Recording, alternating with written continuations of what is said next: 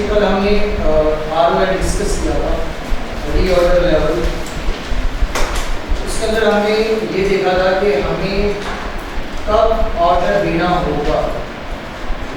कुछ बातें उसमें मैंने बताई थी कि इसमें ऑर्डर क्वांटिटी सेम रहेगी और ऑर्डर क्वांटिटी मतलब जितनी भी मंगवानी है वो हर दफ़ा हम सेम ही मंगवाया करेंगे। और एनुअल डिमांड भी हमें पता होगा कि कितनी सालाना डिमांड होगी उस यूनिट की, जितने हमें पूरे साल में इस्तेमाल करने होंगे।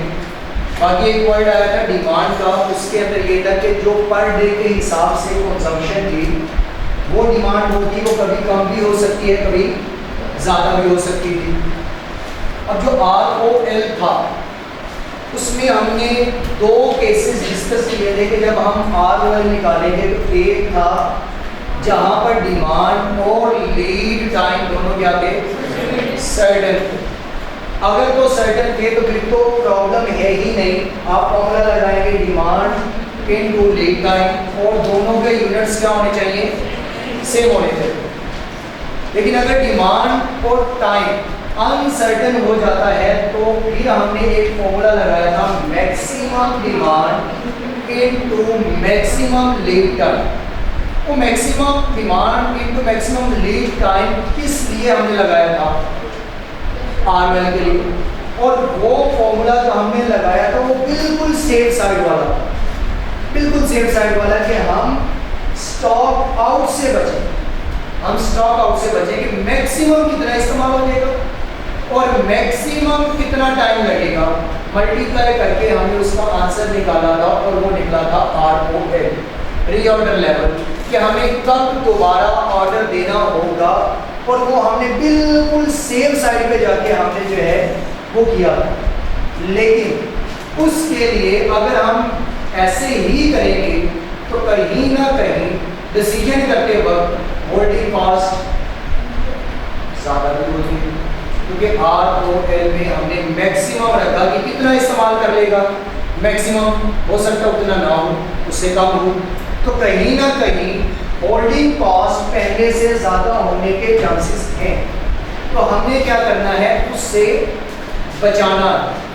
तो आज हम जो सीखेंगे वो ROL में से बेस्ट ROL जो है वो तलाश करना होगा। और वो इसलिए कि अगर हम होल्डिंग कॉस्ट को बचाते हुए कम कर दें तो कहीं इतना कम ना हो जाए कि हमारा स्टॉक ही क्या हो जाए, आउट हो जाए। और जब स्टॉक आउट होगा तो इससे कुछ प्रॉब्लम्स भी आएंगी। वो कौन कौन सी होंगी? जो प्रॉफिट कमा सकते हैं वो बिल्कुल गलत। प्रॉफिट वर्ड कंट्रीब्यूशन, कि जो कंट्रीब्यूशन पर यूनिट हमें मिलना था वो अब नहीं मिलेगा। होता तो मिल जाना था, वो नहीं है तो नहीं मिलेगा। तो उसमें हमने कंट्रीब्यूशन ही क्यों बोला, कंट्रीब्यूशन पर यूनिट ही क्यों बोला जी? कंट्रीब्यूशन पर यूनिट मिलता है ना, क्यों कंट्रीब्यूशन? किसी के माइंड में ये है तो ये नहीं है कि मार्जिनल को फॉलो कर रहे हैं। इसके अलावा जो मार्जिनल है तो कंट्रीब्यूशन पर यूनिट होगा। इसके अलावा कंट्रीब्यूशन वेरिएबल से निकलेगी ना, फिक्स क्यों नहीं?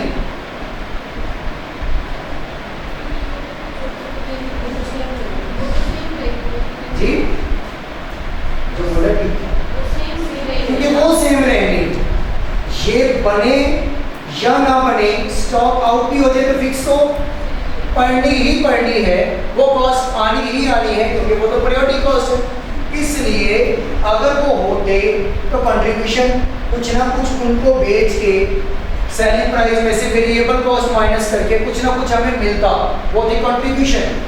अब वो नहीं अर्न कर पाएंगे, जब वो नहीं कर पाएंगे तो इसका मतलब है वो तो हमने वेस्ट कर दिया। इसलिए ROL हमारा सूटेबल नहीं था। वो हमने शायद वो वाला ROL ले लिया, वो वाला ऑर्डर ले लिया कि हम इस पे ऑर्डर करेंगे कि वहां पर हमारा यूनिट ही खत्म होना शुरू हो गया। जितने हमें ऑर्डर आने तक यूनिट्स चाहिए थे उतने नहीं रहे तो ये स्टॉक आउट हो गए, उससे पहले खत्म हो गए मतलब स्टॉक आउट। तो स्टॉक आउट में दो चीजें होती हैं, एक ऑर्डर पूरा करना था, यूनिट खत्म हो गए, ऑर्डर पूरा नहीं हुआ तो पेनल्टी भी होगी, तो वो भी हमारी एक खर्चा है। नंबर 2 पे जो उनको बेच के हमने कंट्रीब्यूशन कमानी थी अब वो नहीं कमाएंगे, तो ये दो चीजें जो होंगी ये स्टॉक आउट में हमें कॉस्ट करनी पड़ेगी, ये स्टॉक आउट कॉस्ट में है। अब स्टॉक आउट से बचने के लिए हमें एक सूटेबल ROL तलाश करना पड़ेगा। अब इसकी एक एग्जाम्पल या सेफ्टी साइड पे जाने की एक एग्जाम्पल, आप घर से निकले, आपके पास में पैसे, शॉपिंग करनी थी और आपको खतरा था कि कहीं चोरी ना हो या कोई डकैती ना हो जाए। चोरी है कम, डकैती ज़्यादा, मतलब जो रोक के लूटते हैं वो डकैती है और जो आपको पता ना चले वो चोरी डकैती हो जाए। अब आपने उन पैसों को बचाना, जैसे हमने यहाँ पर स्टॉक आउट से यूनिट्स को बचाना है, वैसे ही पैसे को हमने बचाना है। हम उसके लिए रखते हैं एक गार्ड, वेल ट्रेन गार्ड होगा, उसको हमने रखा और उससे पूछा कि भाई कितने पैसे का लाभ होगा, और ठीक है ₹1,00,000 देंगे, कम से कम जो शॉपिंग के लिए पैसे लेके जा रहे हैं 30-40 हज़ार वो तो सेव करेंगे। अब 30-40 हज़ार रुपये जो शॉपिंग के लिए पैसा लेके जा रहे हैं, ये खतरा है कहीं चले ना, चोरी ना हो जाए, और इसके लिए गार्ड रखा ₹1,00,000। अब खतरा टल गया कि नहीं? टल गया ना, लेकिन खतरा टला जरूर है, लेकिन कॉस्ट ज्यादा होगी। क्या ये एक सूटेबल या हमारे लिए एक्सेप्टेबल होगा डिसीजन? जो पब्लिक ट्रांसपोर्ट यूज करते हैं, कभी कभार मोबाइल बस पे चढ़ते हुए गिर जाए या हाथ में है चैटिंग करते हुए गिर जाए, खराब होने का खतरा है। आपने एक स्पेशल ऑर्डर पे एक सिलिकॉन बॉक्स इसका कवर करा हुआ है और वो हुआ 85,000। देखो वो शुक्र है हम मोबाइल से, लेकिन मोबाइल की कीमत 50-60-70 और केस की कीमत 85,000। खतरे से तो बच गए, लेकिन कॉस्ट ज़्यादा हो गई। तो क्या ये भी सूटेबल डिसीजन है? रोड क्रॉस करना और 2 वे, एक ही रोड दोनों तरफ से करना। अब हम बीच में खड़े हैं, सामने से गाड़ियाँ आई जा रही हैं, यस आप आहिस्ता आहिस्ता पीछे होते हो, बाकी आप समझ जाएंगे सामने से गाड़ी थोड़ा सा पीछे होकर गाड़ी थोड़ा सा पीछे और दूसरा भी रोड साथ चल रहा है। तो अब क्या आप एक साइड सोचेंगे, मतलब सामने क्रॉस करने के लिए ऐसा ऐसा पीछे होंगे, या पिछली को भी आप एहतियात करेंगे, पिछले रोड से भी एहतियात करेंगे? तो ऐसे ही आपको बचना है कि पीछे गाड़ी ना लगे। ऐसे ही ROLP वो डिसाइड करेंगे कि हम एक तो सेफ साइड पे तो जा रहे हो, सामने वाली गाड़ियों से तो बचने वाले, लेकिन पीछे वाली गाड़ी ठोके निकल जाए तो फायदा कोई नहीं। तो ऐसे ही ROL में भी हमने एक सूटेबल पॉइंट देखना है कि जहां पर ROL में से सबसे बेस्ट ROL कौन सा होगा कि ना तो इतनी ज्यादा स्टॉक आउट होता भी है तो इतनी ज्यादा पेनल्टी ना पड़े, बनिस्बत उसके कितना ज्यादा मटेरियल मंगवा लें कि हमें होल्डिंग कॉस्ट ज्यादा पड़े। तो मतलब ये कि अगर ज्यादा रखेंगे तो होल्डिंग कॉस्ट का खतरा, अगर कम रखेंगे स्टॉक आउट का खतरा। तो उसके लिए सूटेबल ऐसा तलाश करेंगे ROL के जहां पर हमें नुकसान कम हो। तो ये डिसीजन आज हमें करना है, इसकी हेडिंग लिखते हैं decision regarding optimum ROL। Decision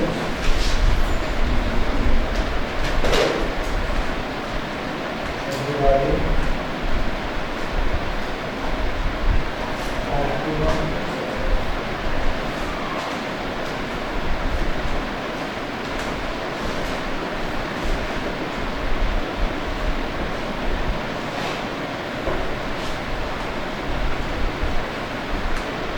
decision regarding optimum RO, यानी कि बेस्ट ऑप्शन उसमें से जो होगा वो हम सेलेक्ट करेंगे।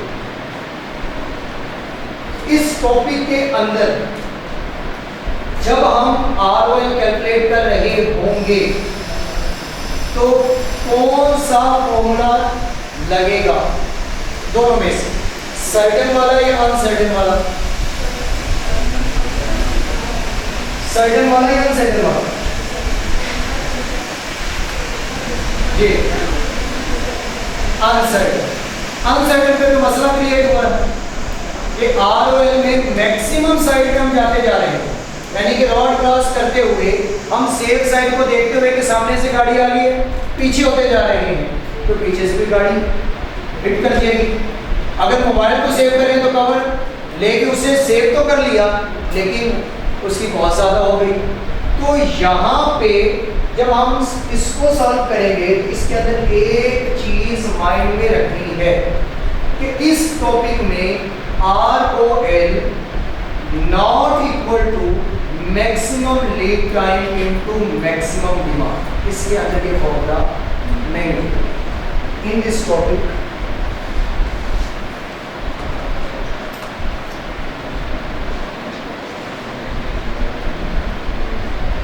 ROL not equal to maximum demand into maximum lead time। इसके अंदर ये हरगिज इस्तेमाल नहीं करेंगे, इसके अंदर ये इस्तेमाल नहीं होगा। अगर ये करते हैं तो फिर तो एक साइड ही हमारी सेव हुई, दूसरी साइड भी हमने देखनी है। तो जब इसका डिसीजन करेंगे तो हमें दो चीजों को कंसीडर करना पड़ेगा। नंबर 1 पे होल्डिंग कॉस्ट, नंबर 2 पे स्टॉक आउट कॉस्ट। ये दो कॉस्ट हम जो है ये कैलकुलेट पहले करेंगे, उसके बाद ओएल का डिसीजन करेंगे। तो decision will be considering what, decision will be considering दोनों कौन से, नंबर 1 की होल्डिंग कॉस्ट और नंबर 2 की स्टॉक आउट कॉस्ट।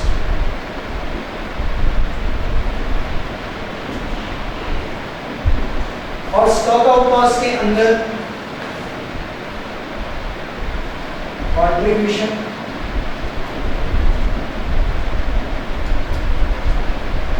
कॉस्ट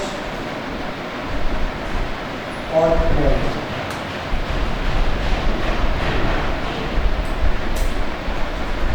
ये चीजें हम देखेंगे। कंट्रीब्यूशन लॉस कह लें, कंट्रीब्यूशन कॉस्ट कह लें, मतलब कंट्रीब्यूशन जो आना था वो नहीं आया, वो लॉस हो गया, वो इसमें आ जाएगा, या वो कंट्रीब्यूशन की कॉस्ट। तो ये चीजें हम इसमें देखेंगे। और यहाँ पर होल्डिंग कॉस्ट किसका, holding cost of safety stock.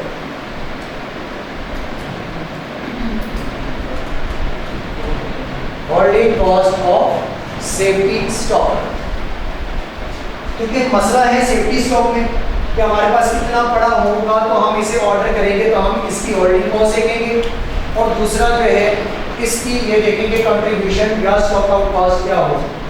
तो उसके लिए बिल्कुल सिमिलर स्टेप जो हमने डिस्कस किए थे एक OQ को फाइंड करने के लिए, क्योंकि हमने जब शुरू में ये चैप्टर स्टार्ट किया था तो पार्ट ए में ऑर्डर क्वांटिटी उसकी डिसीजन करनी थी। उसके लिए हमने कहा था कि भाई आप इनकी पूरे साल की होल्डिंग कॉस्ट कैलकुलेट करेंगे, होल्डिंग टोटल कॉस्ट कैलकुलेट करने के बाद फिर उसमें से उस ऑप्शन की तरफ जाएंगे जो सबसे बेस्ट होगा, यानी कि इसका वो तो जिसका सबसे कम पे आए।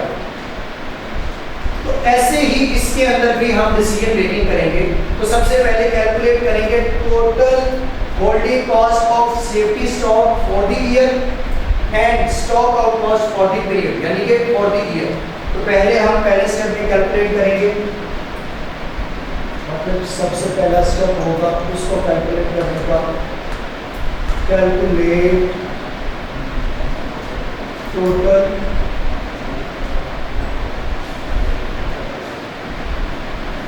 holding cost of safety stock and total stock out cost for the period या for the year, ये दोनों for the year हम कैलकुलेट करेंगे total holding cost of safety stock for the year and total stock out cost for the year of each for each ROL for